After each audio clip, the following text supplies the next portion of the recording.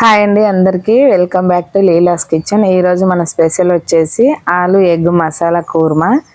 మసాలాలు ఎక్కువేమి ఉండవండి, కానీ చాలా అంటే చాలా బాగుంది. బగారా రైస్కి, రోటీ, చపాతి, రైస్లో కూడా చాలా అంటే చాలా బాగుంది. దీనికోసం ఏం కావాలో చూద్దాం.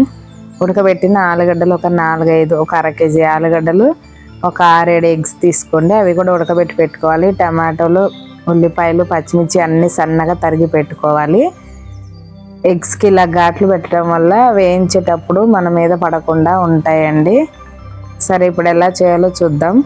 ముందైతే కళాయిలో మనకు కావలసినంత ఆయిల్ తీసుకోండి. 1 కేజీ ఉంటాయి కాబట్టి అన్నీ ఒక 3-4 పావుల ఆయిల్ కావాలి. ఫస్ట్ అయితే ఉడకబెట్టుకున్న ఎగ్స్ని ఒకసారి నూనెలో ఫ్రై చేసుకుందాం.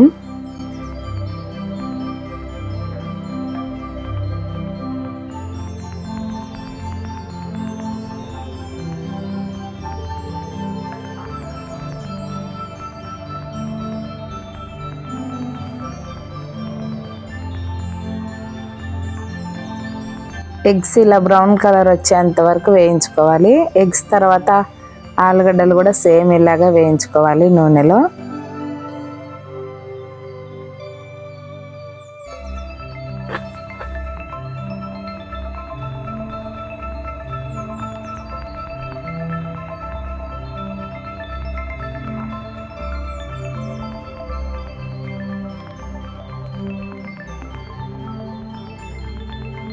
ఇవి కూడా కొంచెం కలర్ మారేంత వరకు వేయించుకొని తీసి పక్కన పెట్టుకోవాలి.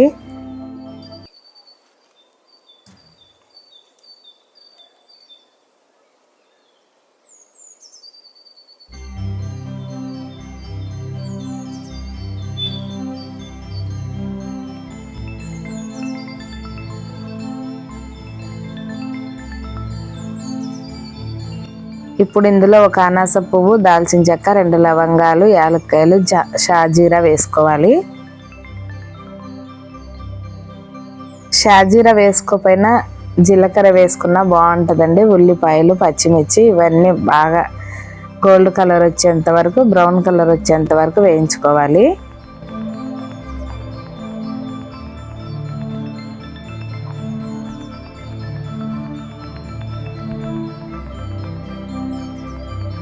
ఇప్పుడు ఒక స్పూన్ అల్లం వేసుకోండి.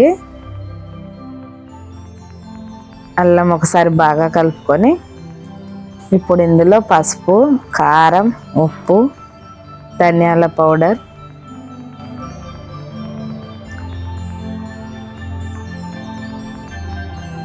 ఉంటే జీలకర్ర పౌడర్ కూడా వేసుకొని అన్నీ ఒకసారి కలుపుకోండి. ఇవన్నీ కొంచెం నూనెలో ఎర్రగా మగ్గనివ్వాలి.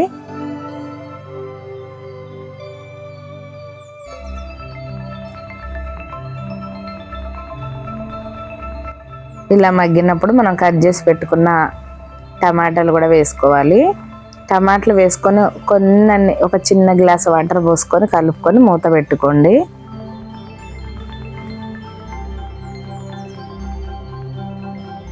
ఇలా మగ్గుతున్నప్పుడే మనం ఉడకబెట్టుకొని వేయించుకున్న ఆలుగడ్డలు, ఎగ్స్ కూడా వేసుకొని ఒకసారి కలుపుకొని కొన్ని వాటర్ పోసుకొని, కొన్ని ఏం కాదు మంచిగా ఒక గ్లాస్ వాటర్ వేసుకొని కలిపి మూత పెట్టేసుకోండి.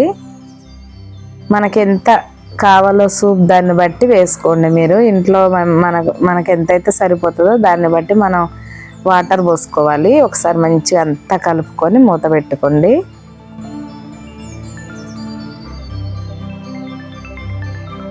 కరెక్ట్గా 3-4 నిమిషాల్లో ఇలా ఉడికిపోతుంది. ఆల్రెడీ ఉడికే ఉన్నాయి కాబట్టి ఎగ్స్, ఆలుగడ్డలు ఉడికే ఉన్నాయి కాబట్టి తొందరలోనే అంటే 5 నిమిషాల్లో మంచిగా ఆలు కుర్మా అయితే రెడీ అయిపోతుంది.